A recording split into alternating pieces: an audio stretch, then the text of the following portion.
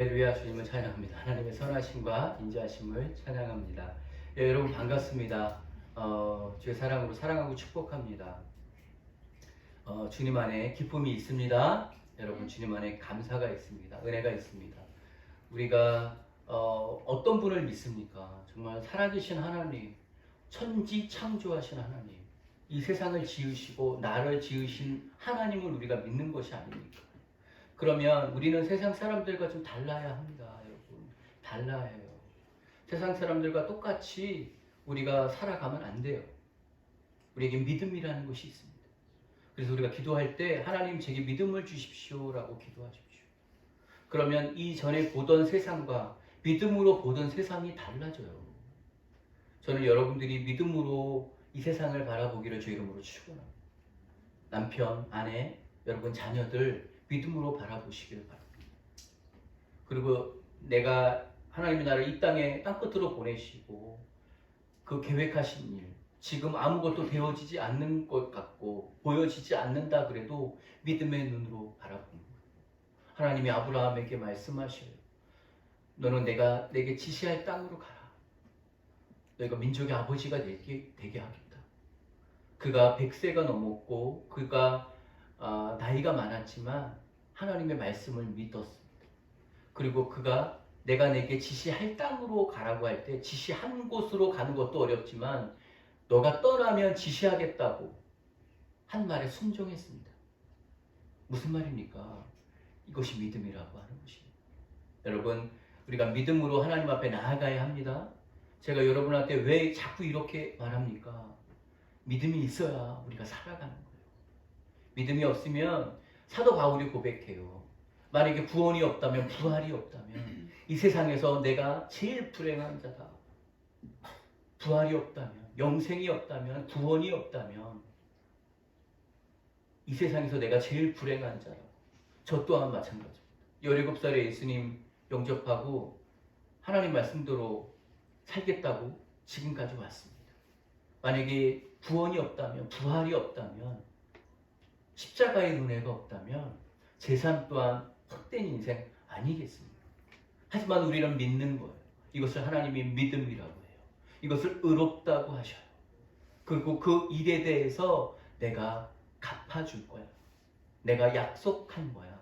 그 약속을 이룰 거야 라고 하시는 거예요. 그래서 우리가 믿음으로 나아가는 겁니다. 믿음은 언제까지 간다고요? 끝까지 간다. 끝까지 가. 지금은 앞이 잘 보이지 않고 믿지 않는 자들이 더 잘 살고 잘 나가는 것 같을지라도 끝까지 가는 거예요. 그러면 하나님이 보여주시는 거예요. 그것을 믿음이라고 합니다. 할렐루야. 여러분 믿음으로 살아야 됩니다. 우리는 믿음으로 지금 하나님 앞에 예배 드리는 거예요. 주님이 기뻐하시고 받아주십니다. 우리 옆에 분들한테 이렇게 고백합시다. 당신은 믿음의 사람입니다. 당신은 믿음의 사람입니다. 네. 네, 우리 청년들을 위해서 특별히 좀 많이 기도해 주면 좋겠어요. 우리 청년들이 이제 다 졸업하고 일자리를 찾아 큰 도시로 갔습니다. 그리고 또 학생들이 들어와야 되는데 이 코로나로 인해 들어오지 못하고 있어요. 그래서 우리 학생들이 많지 않은데 우리 학생들 위해서 기도해 주십시오. 그리고 우리 청년부의 부흥을 위해서 우리 장년들이 섬겨 주십시오. 기도해 주시고 섬겨 주시기를 부탁드립니다. 할렐루야. 우리 청년들 보니까 얼마나 좋고 이쁜지 모르겠습니다. 네, 교회가 더 새로워질 줄 믿습니다. 아멘. 할렐루야. 오늘은 성령의 능력이라는 제목을 갖고 하나님의 말씀을 좀 전하려고 합니다. 왜 이 성령이 필요한지, 왜 능력이 필요합니까? 왜 필요합니까? 여러분, 베드로가 어떤 사람이었습니까? 오늘 이 베드로가 성경의 사도행전 3장의 주인공으로 등장합니다. 이 베드로는 어떤 사람이었습니까? 예수님을 3번 부인했던 사람입니다. 어린아이한테도 나는 예수를 모른다고. 당신은 예수님과 같이 다니던 사람 아니에요? 나는 예수가 누군지도 모른다고. 예수님이 잡히시던 그날, 채찍 맞으시던 그날, 십자가를 지시던 그날 예수님을 부인했던 사람이 베드로입니다. 그는 두려웠습니다.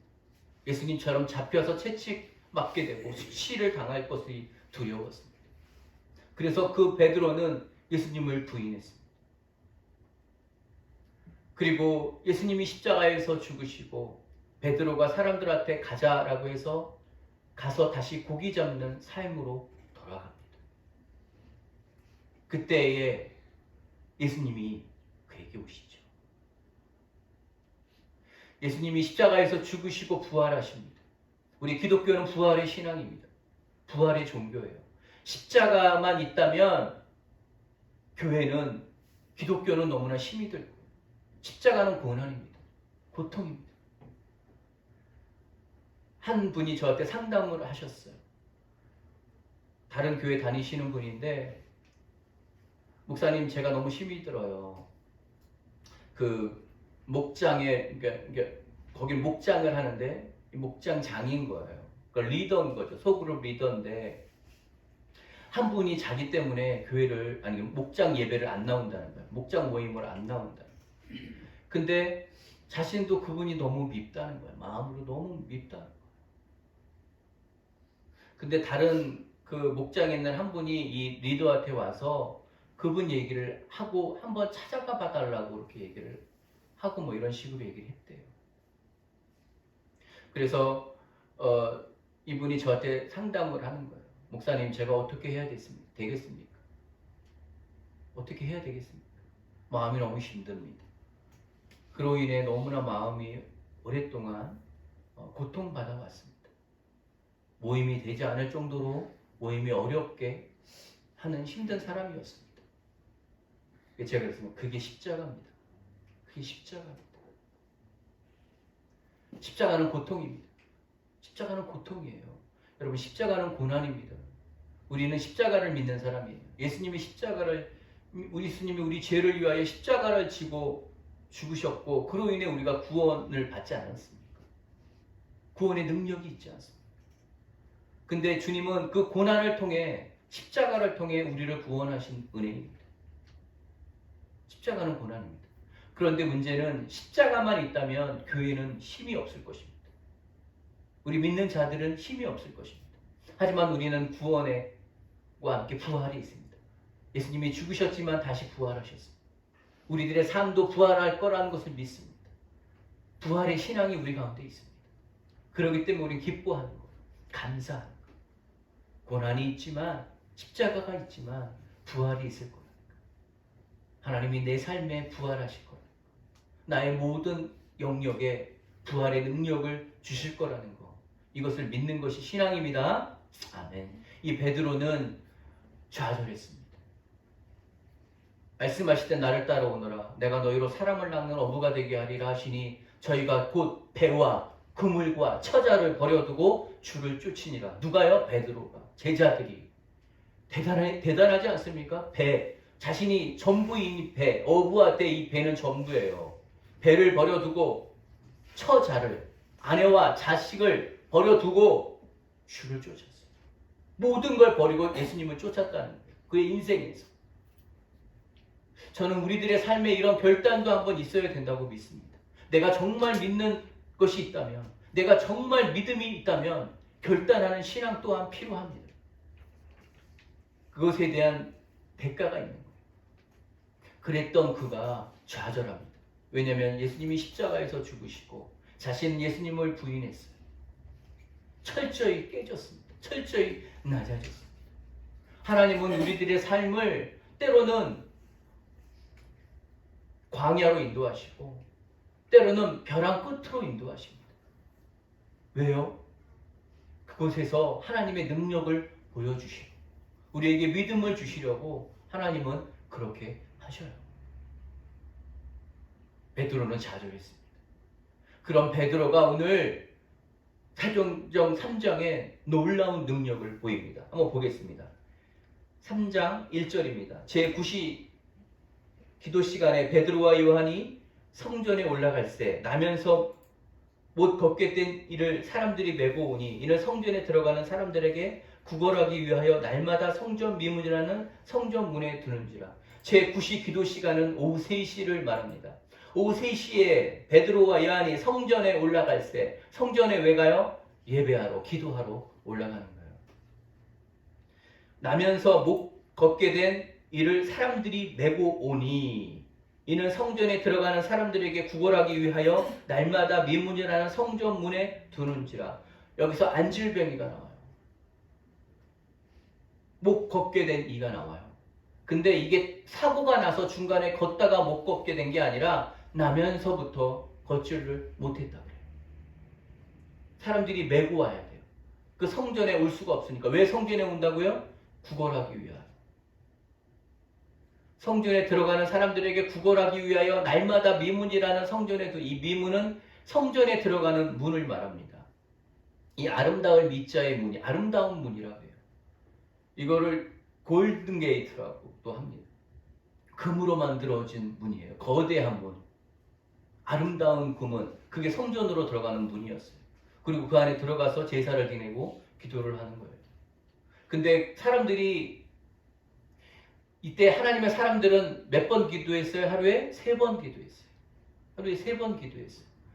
이 3시에, 오후 3시에 베드로와 요한이 기도하러 성전으로 들어갑니다. 그러면 이 구걸하는 사람은 사람들이 가장 많은 곳에 있어야 구걸을 하는데 효과적이지 않겠어요. 그래서 늘 그 문 앞에 앉아 있는 거예요. 그리고 들어가는 사람들 앞에 구걸을 했다는 것이죠. 왜냐하면 자신이 걷지를 못하기 때문에 생활할 능력이 없는 거예요. 그래서 구걸이라도 해서 살아보는 것이 그의 인생의 전부였어요. 그의 바람은 한 푼이라도 누가 자신에게 주면 그것으로 하루의 낙으로 살았을 것입니다. 근데 그때 누가 들어갔어요? 베드로가 들어갔다고. 요한이 들어갔다고. 이렇게 얘기합니다. 3절. 그가 베드로와 요한이 성전에 들어가려 함을 보고 구걸하거늘. 구걸 보는 거예요. 봤다라고요. 여기서 봤다라는 말이 있어요. 베드로 요한이 성전에 들어가려 함을 보고 구걸. 여러분, 보는 것은 굉장히 중요합니다. 여러분들이 지금 저를 보고 있잖아요. 이 보는 것은 굉장히 중요해요. 믿음은 어디서 나온다고 제가 얘기했어요? 보는 것에서 믿음이 나와요.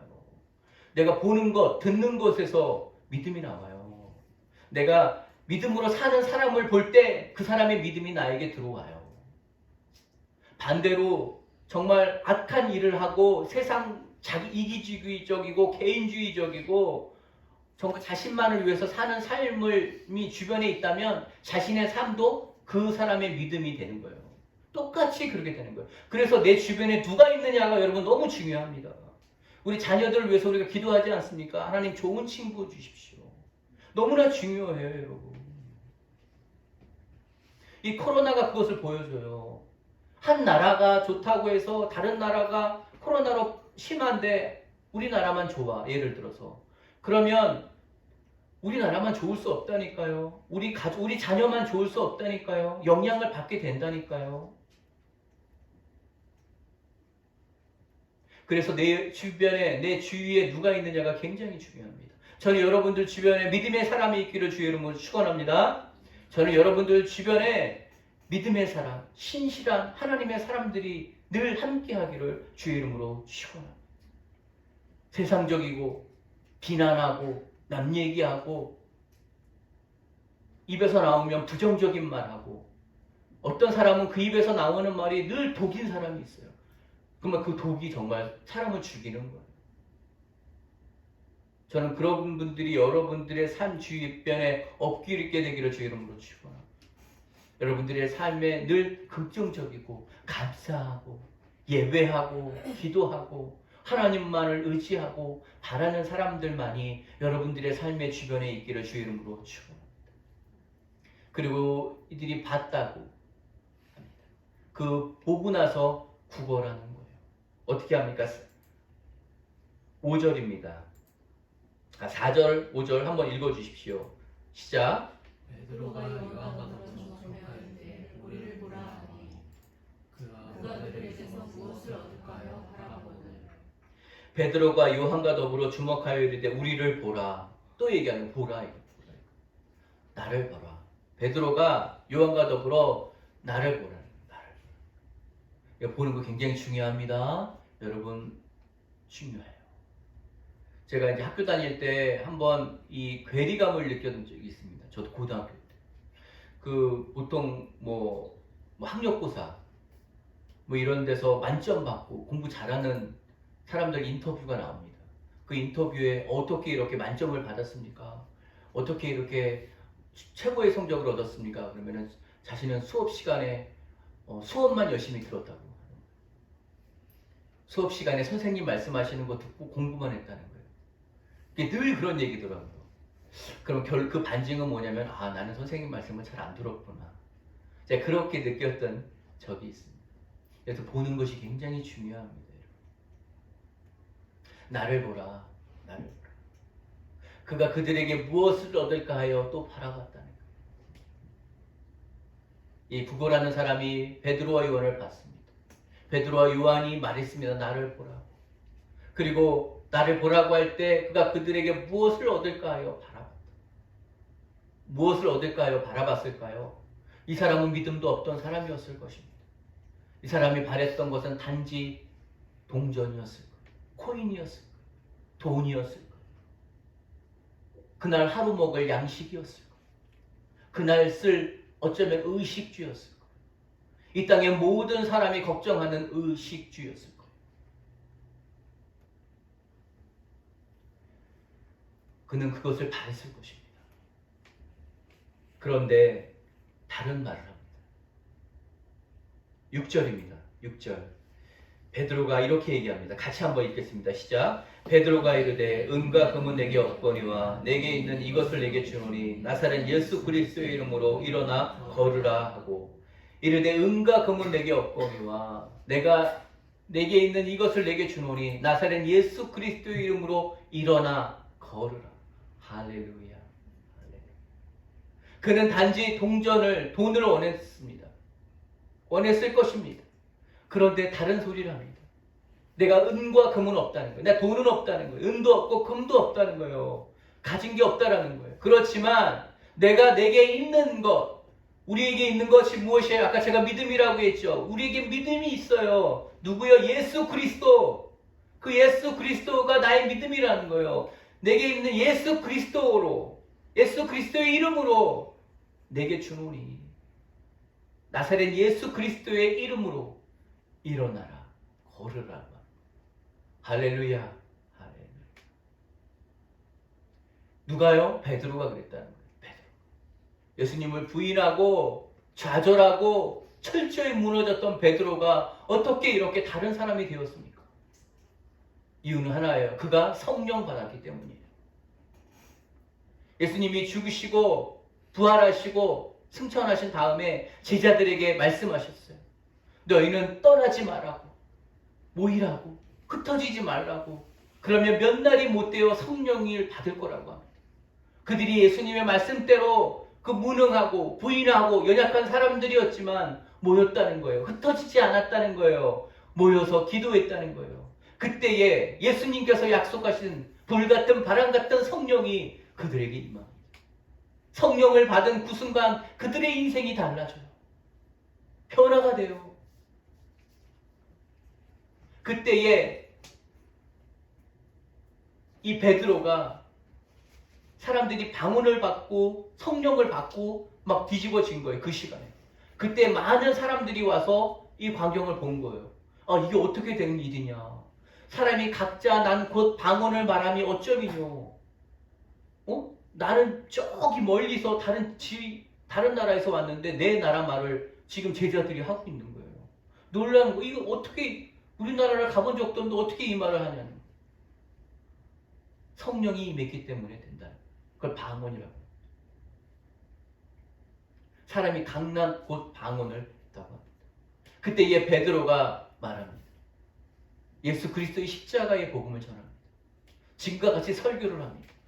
그 설교를 듣고 그러면 우리의 마음 찔려서 어찌할꼬 베드로에게 묻습니다.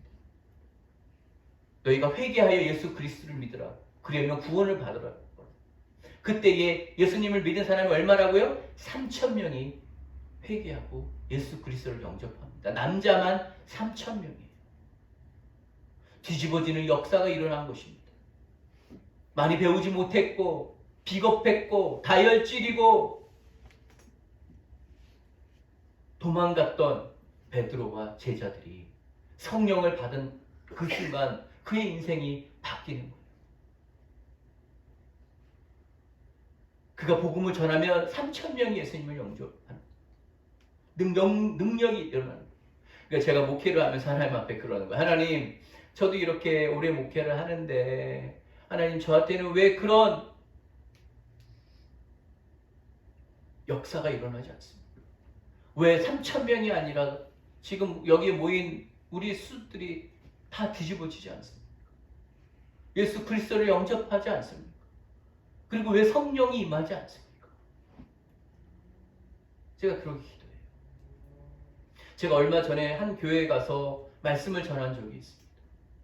말씀을 전하면서 말씀 전하기 전에 그 목사님이 저에게 얘기를 하셨어요. 뭐냐면 자신의 아버지가 이번 주에 한국에 계시는데 어머니 아버지 두 분만 사셔요. 근데 아버지가 쓰러지셨어요. 근데 그 바로 몇 주 전에 어머니가 쓰러지셨어요. 넘어지셨다는 거예요. 그러니까 아버지가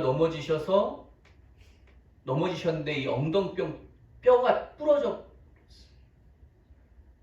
그리고 그 다음날 사회복지사가 가서 다음 날에 되어서야 이 아버지를 발견했어요. 그리고 응급실로 갔어요. 자기 어머니는 다른 방에 누워 계셨어요.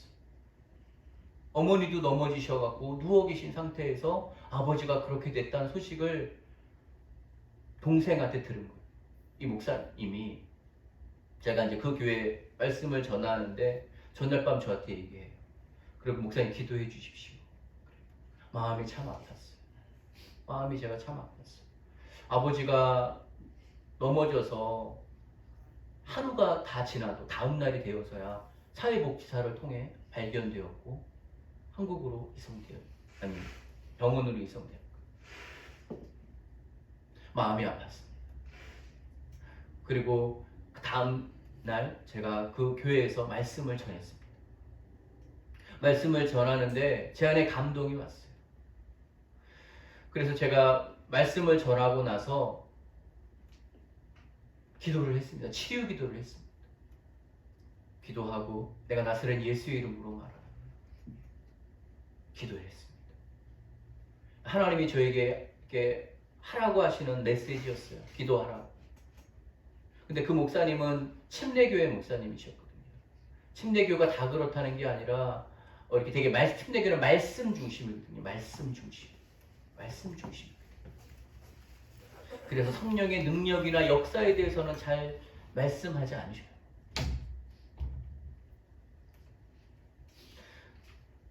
근데 제가 놀라운 일이 벌어진 거예요. 두 가지였습니다. 첫째는 무엇이었냐면 제 아내, 그러니까 제 사모죠. 제 아내, 그러니까 저희 장인어른 장모님이 충남 보령 광천이라는 곳에서 어부 생활을 하셔요. 보트를 갖고 자그마한 배를 갖고 고기를 잡으시는 분이에요. 그런데 이제는 힘이 딸리고 기력이 딸리셔요. 근데 배를 운행을 못해요.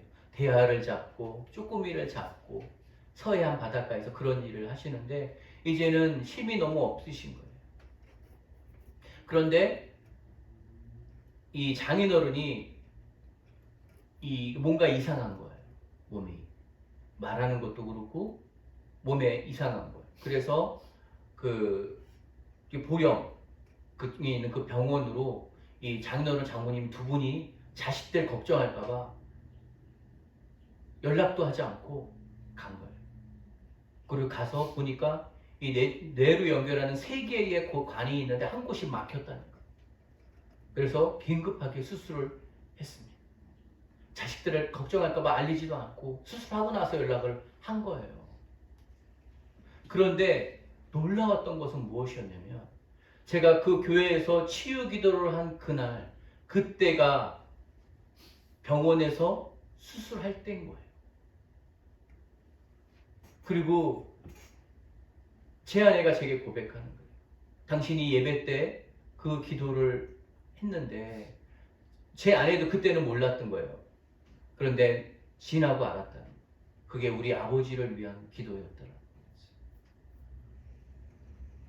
깨끗이 치유되고 퇴원해서 들어가셨어요. 또한 이 목사님의 아버지, 이 목사님이 또 걱정했던 게 뭐였냐면 이 동생이 연락 와서 아버지가 이제 수술을 해야 되는 거예요. 이 부러진 뼈를 맞춰야 되는 거예요.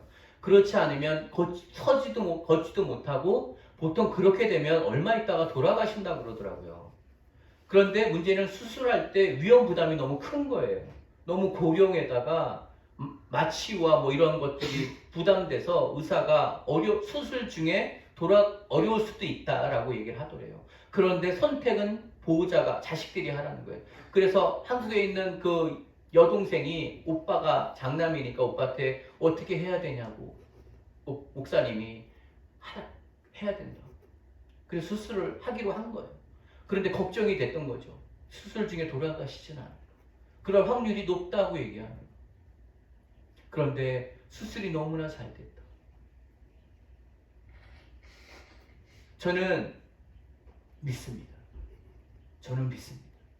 하나님이 주일날 설교를 통해 제게 마음을 주셔서 제가 했던 그 기도를 통해 저희 장인어른과 그 교회 목사님의 아버지가 회복되었다고 믿습니다. 할렐루야! 이것이 믿음이라고 하나님 말씀하십니다. 이것이 믿음이라고 하나님 말씀하십니다. 베드로가 지금 얘기하는 것입니다. 내게 은과 금은 없거니와 내게 있는 이것을 내게 주노니 나사렛 예수 그리스도의 이름으로 일어나 걸으라 라고 말합니다. 7절입니다.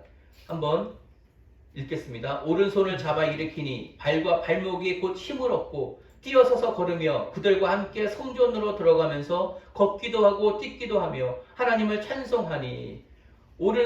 여기서 저는 믿음의 또 한 가지를 봅니다. 보십시오. 걷기도 하고 7절 한번 보여주십시오. 7절. 네, 7절에 보면 6절 한번 볼까요? 6절에 보면 나사렛 예수의 이름으로 걸으라 하고 선포했어요. 기도했어요. 그 다음에 7절. 그리고 나서 끝난 게 아니에요. 기도만 하고 끝난 게 아니라 오른손을 잡아서 어떻게 했다고요? 일으켰다 그래요. 저는 이것이 믿음이라고 믿습니다. 기도로 끝난 게 아니에요. 손을 잡았어요. 그리고 일으켰어요. 이것이 믿음이에요. 만약에 안 되면 그 성전 민문 앞에 있는 그 수많은 사람들한테 무슨 망신을 당하는 겁니까 이게 지금. 교회는 힘이 없다고, 하나님은 능력이 없다고 손가락질할 거 아닙니까? 그런데 그가 그런 거에 신경 쓰지 않아요. 그런 말에 신경 쓰지 않아요. 그의 오른손을 잡아요. 그리고 일으켜요. 이것이 믿음이라고 하나님 말씀하시는 거예요. 이렇기 때문에, 이 믿음 때문에 그가 일어나는 거예요. 발과 발목이 곧 힘을 얻고.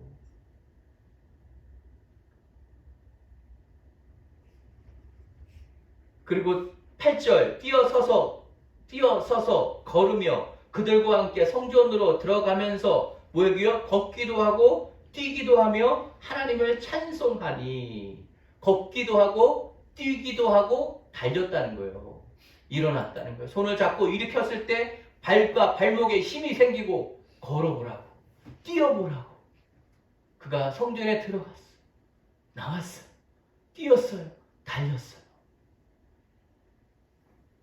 어떤 능력으로? 나사렛 예수 그리스도의 이름으로. 우리를 위하여 죽으시고 부활하신 그 능력의 이름 예수 그리스도의 이름으로 이 일이 이루어진 것입니다. 저는 여러분들이 자녀들이 아픕니까? 밤에 잠을 못 잡니까? 감기 걸렸습니까? 그러면 머리에 손 얹고 기도하십시오. 나사렛 예수 그리스도의 이름으로 내가 말하노니 이 시간 열은 내려갈지어다. 기도하십시오. 이것을 믿음이라고 하나님 말씀하셔요.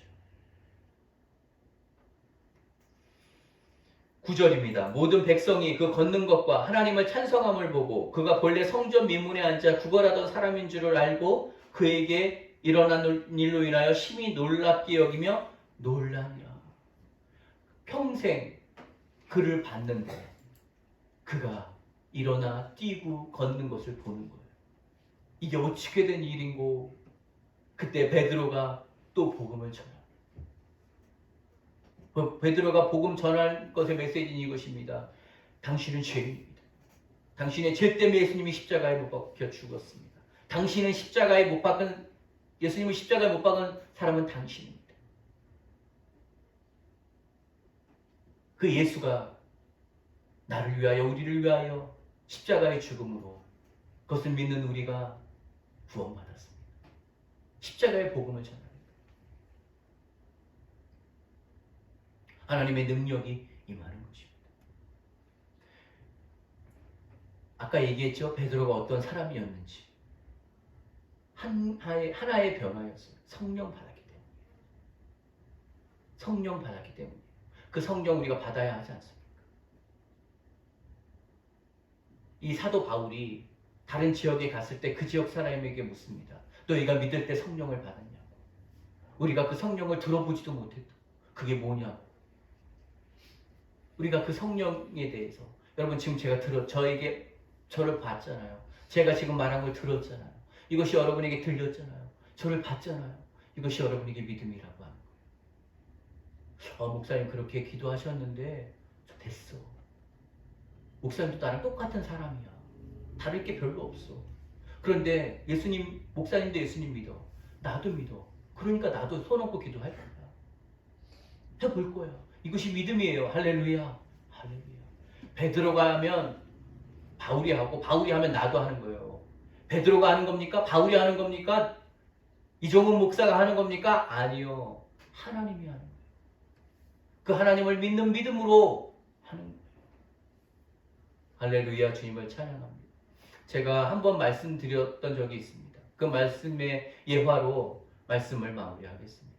제가 한국에서 선교한국이라는 것을 참석했습니다. 제가 매년 한국에서 4년마다 선교한국을 합니다. 제가 선교한국을 통해 하나님 앞에 선교사로 헌신했습니다. 그리고 태국에 선교사로 갔었고 제 아내는 한국에서 후원하던 자매였습니다. 그리고 제가 선교 갔다 와서 교제하고 결혼했습니다. 제가 그 선교에 헌신을 했던 곳이 선교한국이라는 곳이었어요. 4년마다 열리는 그곳. 근데 제가 선교한국을 한 해 방문했을 때 한양대학교에서 했었어요.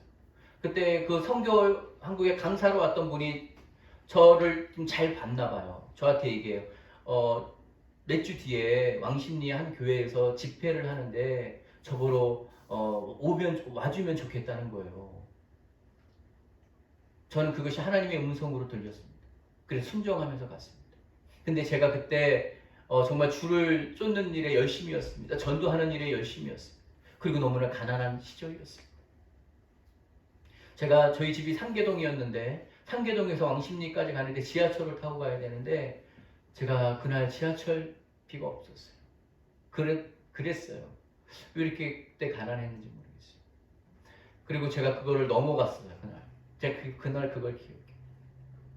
그리고 집회를 하는 거예요. 3일인가 집회를 했습니다. 그때 미국에서 한국의 유명한 목사님이 와서 집회를 하는 거였어요. 치유 집회를 하는 거였어요. 그리고 왕십리에 있는 그 모든 아픈 사람들을 다 오라고 초청했어요. 그리고 능력 있는 미국에서 온 그분이 설교를 하고 강의를 하고 거기 온 목사님들, 사역자들을 통해 치유하는 그런 사역이었어요. 근데 제가 지하철비도 없어서 갖지도 못했다 했잖아요. 그런데 오전에 강의를 끝나고 점심을 먹는 거예요. 근데 점심 먹을 돈이 없었어요, 지금. 근데 목사님들, 저 오전 끝나고 목사님들, 우리 밥 먹으러 가자고 우르르 가셔요. 근데 한 명도 저한테 밥 먹으러 같이 가자고 얘기를 안 하시더라고요. 전 돈이 없는데.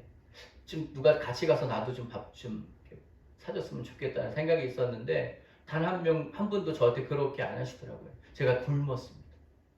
굶고 다음날도, 근데 제 마음이 너무 힘든 거예요. 하나님, 제가 이렇게 하나님 앞에 헌신하고, 근데 제가 이렇게 지금 밥을 못 먹었어요. 근데 마음이 굉장히 위축이 돼요. 자존심도 상해요.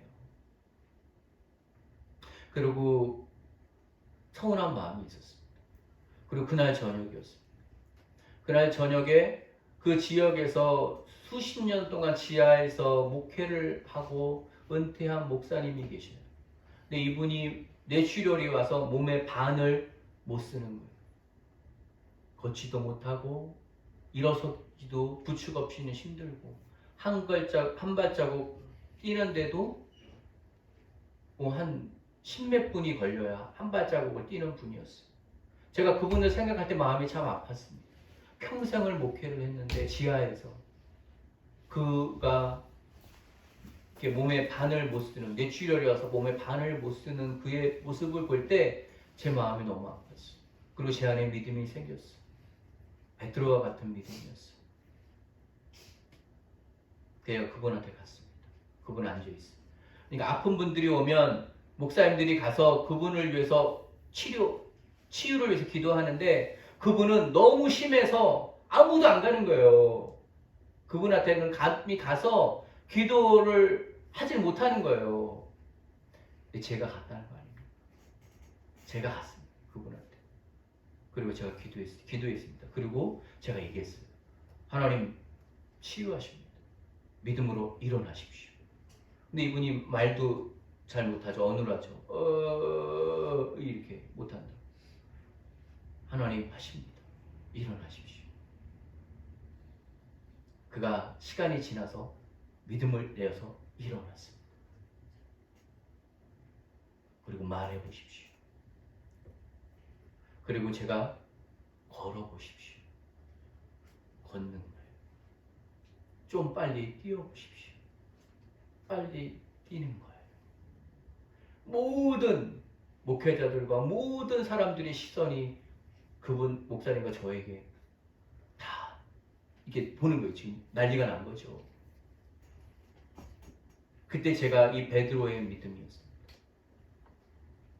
베드로가 믿는 그 예수 그리스도. 나도 그 예수 그리스도를 믿어. 그렇기 때문에 제가 기도한 거예요. 제가 그분의 손을 잡았어요. 일어나십시오.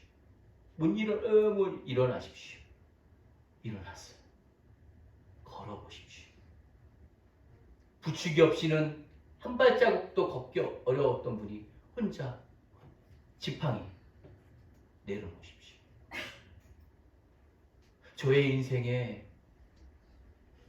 너무나 놀라운 삶의 경험이요 증거인 시간이었습니다. 저는 이 말씀을 볼 때마다 그때의 그 일들이 주마등처럼 지나요. 그리고 저는 나중에 깨달았어요. 하나님이 왜 나를 굶게 하셨는지. 그것은 금식이었다는 것을 나중에 깨달았어요. 하나님이 나를 금식하게 하신 거예요. 그 일을 하기 위해서. 그 사역을 하기 위해서 나를 금식시키셨던 거예요. 근데 저는 그게 너무 서운했어요. 너무 서운했어요. 제가 그래서 하나님이 그래서 그런 다음에 내가 또 굶게 되더라도 하나님 원망하지 말자. 하나님이 다른 일을 하게 하시려고 그럴 거야. 다음에 혹시 어려운 삶이 내 일에 올지라도 그것이 전부가 아닐 거야. 축복의 서곡이고 시작일 거야. 제가 그때 그 진리를 배웠습니다. 말씀을 마무리하겠습니다.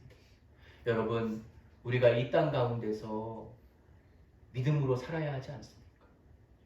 근데 성령이 없이는 살아가기가 쉽지 않습니다. 우리 앞에 보이는 것은 뭐예요? 우리는 아무리 영어를 잘해도 이방인이에요. 아무리 내가 주류 가운데 들어가 산다 할지라도 우리는 비주류예요, 여러분. 하지만 우리의 주인 되신 예수님, 나의 삶의 예수님, 그분이 나와 함께 한다면 내가 비주류면 어때? 내가 주변인이면 어때? 내가 좀 더 돈을 덜 벌면 어때? 내 아이가 서울대학 꼭 못 가면 어때? 내 삶이 좀 화려하지 않아도 어때? 괜찮은 거예요. 괜찮은 거예요. 하나님이 지키실 겁니다. 보호하실 겁니다. 하나님이 여러분 자녀들 멀리 있더라도 걱정하지 마세요. 하나님 지키시고 보호하실 거예요. 지금 이 사춘기의 이 어려운 이 시기를 보내고 있는 자녀 걱정하지 마세요. 여러분들이 하나님의 손을 붙잡고만 있다면 하나님께서는 여러분의 자녀의 손을 놓지 않으시고 함께 하시고 도와주시고 붙잡아 주실 것입니다.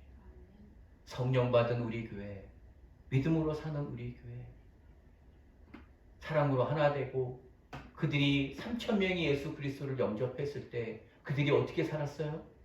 그들이 마음을 같이하여 사도들의 말씀을 받고 날마다 같이 모여 음식을 나누며 서로의 필요가 무엇인지를 나누며 도왔다고 해요. 그것이 초대교회였어요.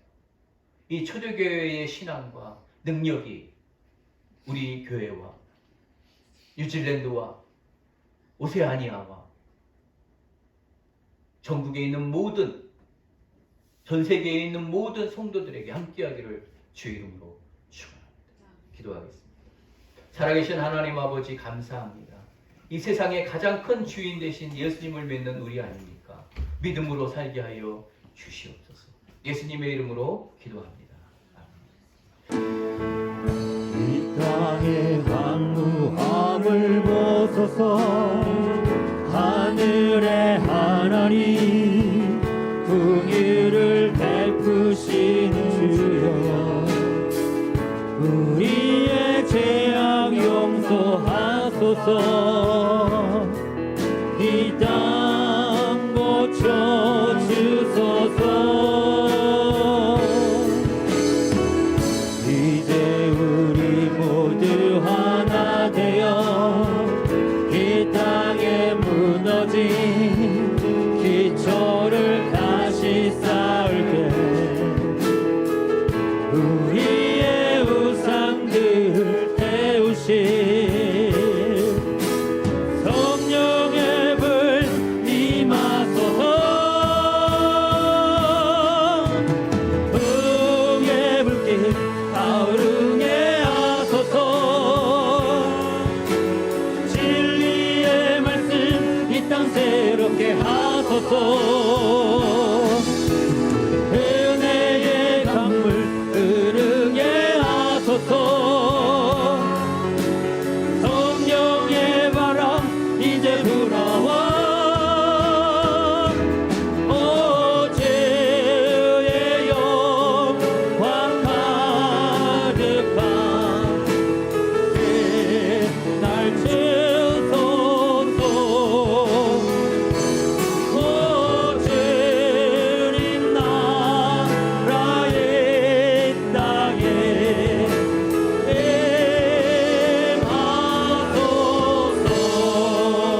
임하소서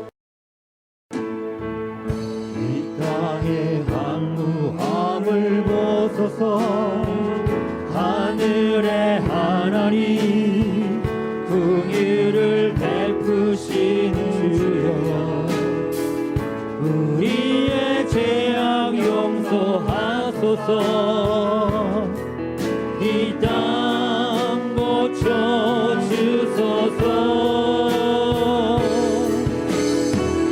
이제 우리 모두 하나 되어 이 땅에 무너진 기초를 다시 쌓을게 우리의 우상들을 태우실 성령의 불 임하소서 흥의 불길 가을응에